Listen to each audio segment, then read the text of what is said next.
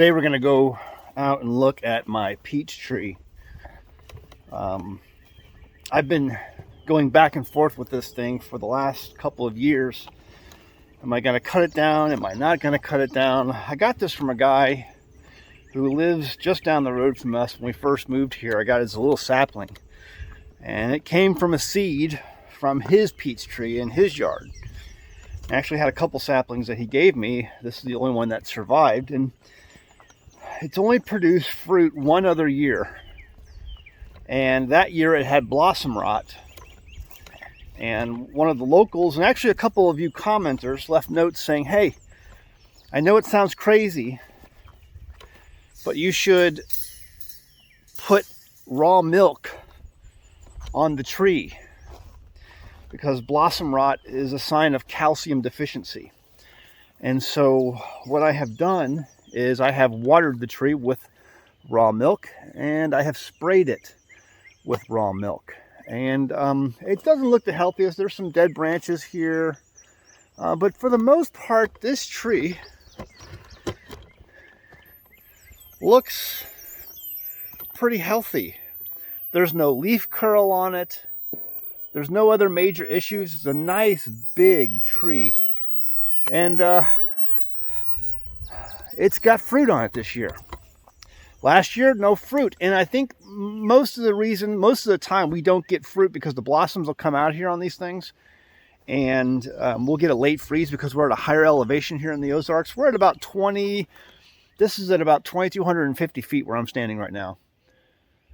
Which for the Ozarks is probably one of the higher elevations. I think the highest, Mount Magazine, which is the highest mountain in Arkansas, which is much taller than the highest mountain in Missouri, for the Ozarks, stands at about 2,700 feet. Okay, so at 2,250, we're up there. The highest point on our property is about 2,400 feet, so about 300 feet shy of Mount Magazine. So, it's got, I'm trying to find a good spot to show you the fruit, but there's fruit on it. There's fruit on it this year. There's a couple right there. There's fruit on it. Right there, can you see? It's got fruit. And the blossoms, oh, there's a little bird's nest up there, if you can see that. If you can see, a little bird's nest. But anyway, it's got fruit. So I'm a little excited about that. And I'm wondering, what I need to do. If I eat peaches this year, I won't cut the tree down. I was all set to cut it down this year. I was going to take the leaves and make a tincture with it because this is really good for, well, I better not say it because I've been warned time and time again on YouTube not to talk about things that the World Health Organization might oppose. So I won't tell you what this is for, but if you do your own research, you'll find it out. Anyway, I'm going to make a tincture with that, and I'll see if I can eat peaches this year. If for some reason this gets blossom rot again, that's it. It's done. It's done. But we'll give it one more chance. So what we're going to talk about today is financially securing your homestead. And one of the questions I get that's very concerning from a lot of people who have homesteads, Zach, if this economy is headed towards where you say it's going to go, how am I going to financially protect my homestead? And there are some ways I would advise you to do that. But the reality is you have to understand that the powers that be around the world today, they really believe in this thing of you will own nothing and be happy. So they're going to try to do whatever they can to take things away from you. And it's going to be very hard for people at first, for some people who have taken no steps in order to secure themselves from what's coming. But the more you prepare for this, the harder it's going to be for them to initially take your things, take your homestead, take your property. And the longer you can withstand that, the better chance you're going to be able to survive, because the reality is what they're pushing is in fact communism, and it's going to fail. Okay.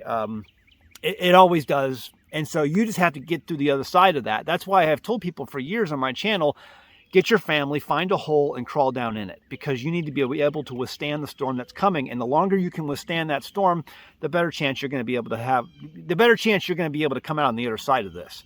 So here's what I had talked about. But before we get into how I can get you to prepare financially, let's talk about where we're at. And right now we're $35 trillion in debt. Okay, that's insurmountable. Okay, that's just a number to you, but you have no idea how big that number is. Number two, and that's not even the derivatives. Okay, that's 35 trillion in just debt. Our interest on our debt is bigger than our military budget. Okay, we have Congress spending, the Fed printing, and it's not going to stop. The deficit for our budget alone, for the yearly budget of the country, the deficit is $2 trillion, meaning, like, let's just say, for instance, you make $50,000 a year, but you're spending $100,000 a year. Something is going to give. You have people, creditors, calling you up and saying, hey, you owe us this money, you better pay up. Or we're going to send you into collections, and we're going to send Guido over to break your legs. Bad things are going to happen. But our country can keep doing this because we have this thing called the printing press, whereas you don't have that, and so you can't do that. But that's where we're at right now. I have notes here, so I'm going through my notes.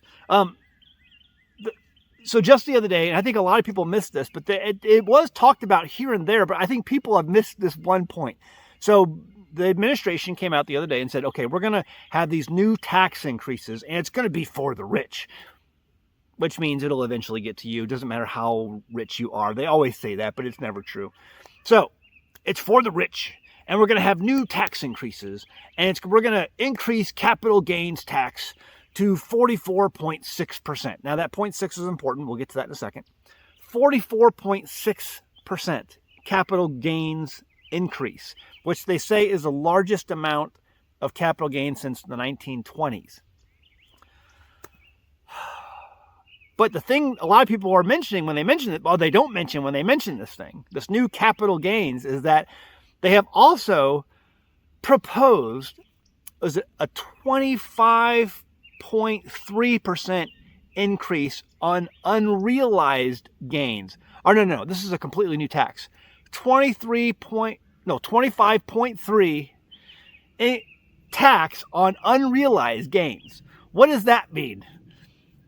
That means, let's just say you own a stock and you bought the stock at $100 and it is now worth $200. Over the course of a year, it's gone up to $100 more dollars to $200. And they're going to say, hey, you made gains on that stock. It's an unrealized gain because you haven't, cashed it out. It's still that you still have that stock. You owe us 25% of those unrealized gains on that stock. Well, let's just say you don't have anything in the bank and, well, I'm kind of hurting right now for money. So what am I going to do? I don't know. The IRS says you have to pay that 25%, that 25.3% on those unrealized gains. Well, I guess I'll have to sell my stock. Oh, well, that's one way to pay the bill. But because you sold the stock, now you have gains, capital gains, which means you have to pay another 44.6. So you have the 44.6 and you have the 25.3, and they come together to equal just about 70% tax. So when this came out the other day, I only saw one person reporting on it in all of media. No one in the regular media. One person on social media. And they said that money managers' phones were ringing off the hook from these people, because they say it's only for the rich. But it was anybody who has money in the markets, money in investments. Where can I move my money quick, fast, and in a hurry so I can avoid these taxes? That's a 70% tax, folks. That's what that comes down to. And their phones were ringing off the hook. And that's what will happen normally. When this stuff happens, you have people who do have any sort of money, and they will move it into safe havens, offshore, some other country. Heck, they'll bury it in the middle of the Atlantic if they can, find a submarine to keep it down there. Whatever. They'll do whatever they can do to keep their money safe, to keep it out of the hands of the government. And what does that do for the little people? Businesses go under, people get laid off, and it hurts everyone. But that's where we're at right now. So I haven't even gotten to how we're going to prepare yet. So I'm just telling you where we're at. And I've said before many times on my channel that we're going to a point where they will enact price controls. I mean, I'm just following the historical playbook. So what's next is you're going to hear the administration and people of authority say, we need to enact price controls because these evil corporations are gouging people at the grocery markets. And what that does is, let's just say you make a widget, and you make a widget for this amount of money, and now it costs a higher amount of money to make that widget because you have to pay higher labor costs, you have to pay higher electrical bills, inflation is causing everything to go up, the gas prices are going up, so now I can't make any money on my widget, I have to raise the price. But no, the government came in and says, no, Mr. Corporation, you have to lower the price of that widget down to this level. Well, I can't make any money. In fact, I'm losing money. I'll go bankrupt. But it doesn't matter. The government says you have to keep that price down to here. So what do? You just stop making the widgets. Because you're not going to produce something that's going to make you lose money. You're in the business of making money, paying your bills, paying your employees' bills. And so you stop making the widgets. And so for a moment, everyone, rah, the government, they're saving us. They're going to enact price control so that we can actually afford the things that we want to buy. And then they go to the store and they find out, whoa, where'd everything go? There's nothing to buy here because people aren't going to make money. People aren't going to make widgets if they're not going to be able to make any money or even at least break even. That's what's coming. That's where we're at. Now, my notes fell down here. Okay, so the other thing I was going to mention right now on what's happening where we're at is that we are seeing all these foreign countries, China, Russia, and other countries especially, starting to dump U.S. treasuries en masse. So if you guys saw the recent gold pump that went up, that was because of a result of U.S. treasuries being dumped, and then the central banks of those countries, after they dump the treasuries, they will go in and then they will buy a bunch of gold off the markets and bring that in. Physical gold as a way to replace those treasuries that they just dumped. So what does that mean? All those U.S. dollars that were overseas now get repatriated back home, which increases inflation. But Zach, you look at the strength of the dollar, it's called the Dixie Index. And it is going up or staying the same. Those numbers are a lie. It's a lie. Those numbers, they're faked. They're all fake. Just like inflation numbers are fake. We all know inflation is crazy right now. So we moved on this homestead. Now we're going to get into the meat and potatoes, right? Now we know where we're at. We moved on this homestead just over 10 years ago. Or around there. Our property taxes were about $250-ish, in that ballpark. Today, our property taxes are just under $1,000 a year. Just under $1,000 a year.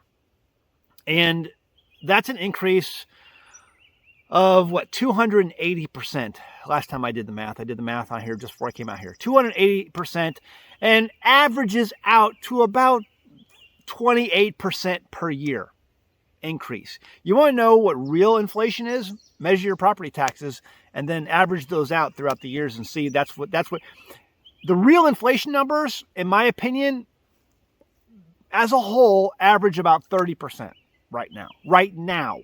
Now, it didn't get 28% per year.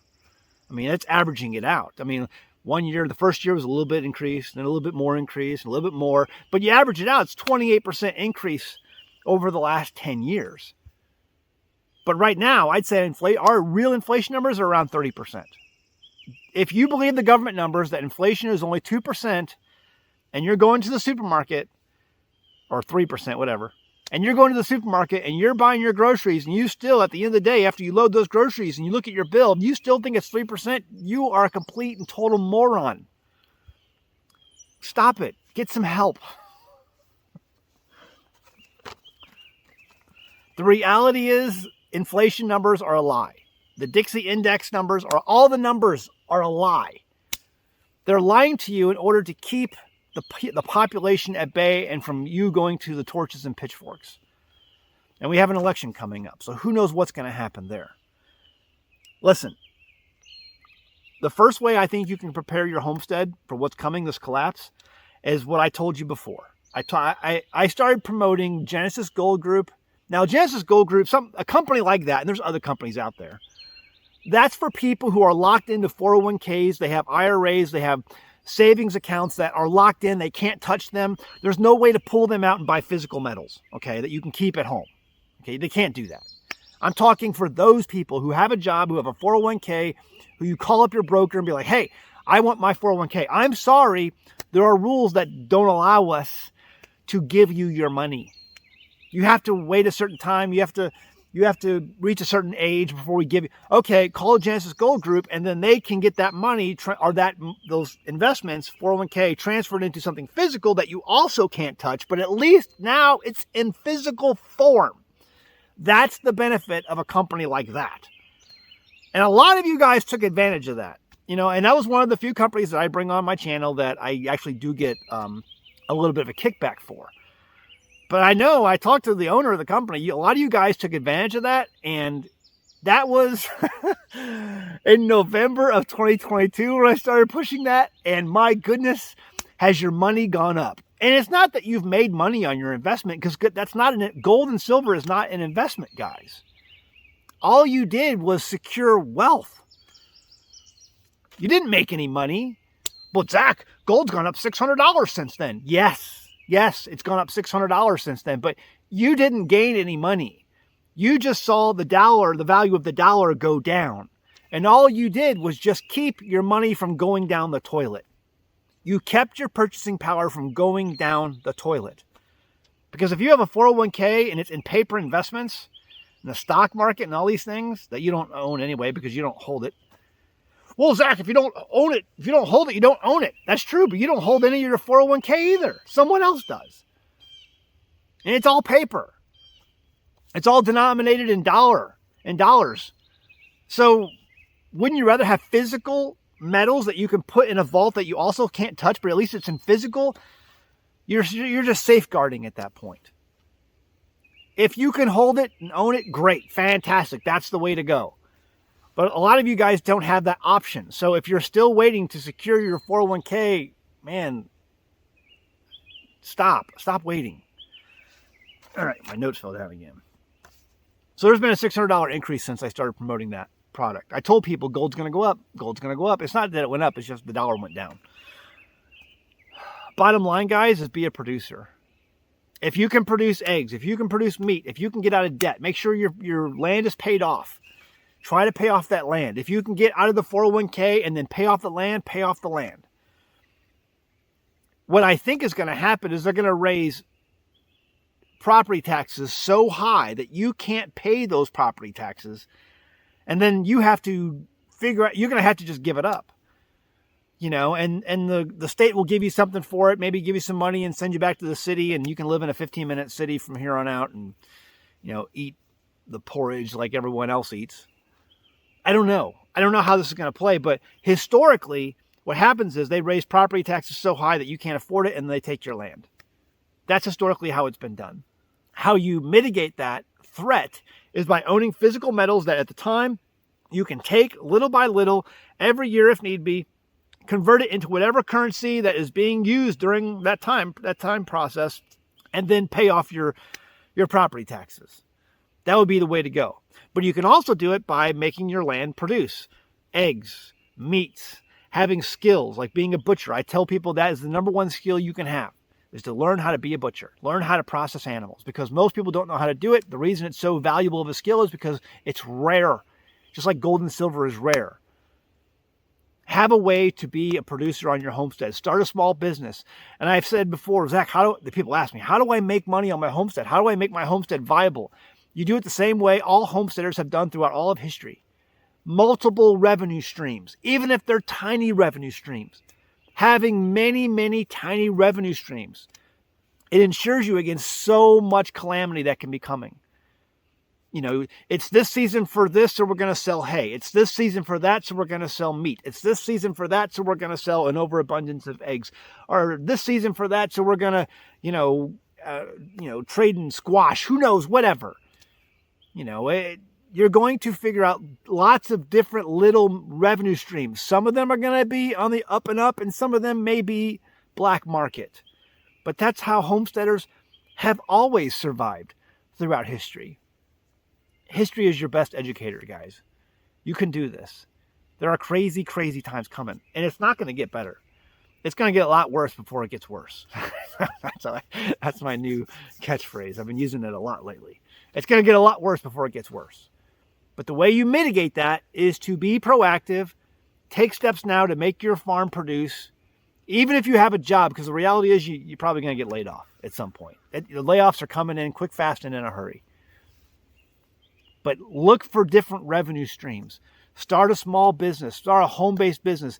Look throughout history and see all the things that have prospered, even for small business sizes, when times got tough in an economy.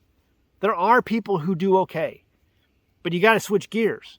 You're not going to be selling, $400 electrical widgets that are all about entertainment during, just one of the stories I always talk about. Do you know why popcorn in theaters got so popular? Popcorn. Simple popcorn. Because during the Depression, it was so expensive. People during the Depression would go to the movie theaters. They would go there to get their news. They would go there to watch movies. They would go there to listen to music. And they would go there, and it was a cheap, dirt cheap food that they could sell to the people coming in. Popcorn. And now you go to the theater, and you're paying like $20 for a thing of GMO popcorn layered with some sort of butter substitute. And it's probably not even real salt. I mean, it's crazy. But the way popcorn got started was because it was a dirt cheap snack that they could give to all of the masses coming in to just watch the news. Because they didn't have, TVs back then. They had radios sometimes if you were lucky. But, popcorn, people sold a ton of popcorn. And it was something that there will be opportunities. But you got to start thinking outside the box. Okay? Things are going to get crazy. What do you think? Leave a comment below. I'd love to hear your thoughts on this. 25.3% unrealized gains on top of a 44.6 capital gains. Guys, that's 70%. You know what? Mr. and Mrs. Homesteader, your property just went up in value. That's what we say, at least. And now because your property went up in value, you're going to have to pay us a 25.3% unrealized gains tax. Well, I don't have that kind of money sitting around here. All I have is my land. Well, I'm sorry. You're going to have to now sell your land to pay that 25.3% unrealized gains tax. Oh, and by the way, because you sold your property, that's a capital gains tax. And we're going to have to tax that too, another 44.6%. Sorry about your luck. You will own nothing and be happy. Leave a comment below. I'd love to hear your thoughts. Check out our merchandise over at teespring.com. You can find our Stupid Should Hurt shirt. If we had more hurt in this world, we'd have an awful lot less politicians trying to pass a 25.3% unrealized gains tax because we'd be tarring and feather these bastards. Is that the first time I've ever cussed on a video? Probably. All right, I'll leave it at that. See you next time in the Homestead. Bye. The largest Roman gold stash ever found was in Trier, Germany in 1993. 2,500 Roman coins worth over $1.2 million in melt value today was pulled from an excavation site. The obvious lesson here is that gold holds its value over time. Now, take this stack of old Soviet Union rubles. Do you know how much these are worth? Zilch. It's paper. It holds no value, and like all paper and government fiat currencies, will not last the test of time. Nobody 1,000 years from now is going to unearth these or these and jump for joy at the wealth that they have just uncovered. Only one historical example of wealth preservation has stood the test of time over and over again. The safeguard of physical gold and silver. If you have spent your entire working life putting money into a 401k or other savings and investment products, they have likely made pulling your money out either very hard or almost impossible. Genesis Gold Group can help you put that money safely into a physical gold and silver product that, like the Roman coins, will maintain their buying power long into the future. Call Genesis Gold Group today, right now, and let them develop a strategy for your savings, 401k, or self-directed IRA. A strategy of physical gold and silver. You can call the number on the screen or visit them at genesisgoldgroup.com. And be sure to say that you heard about them from an American homestead.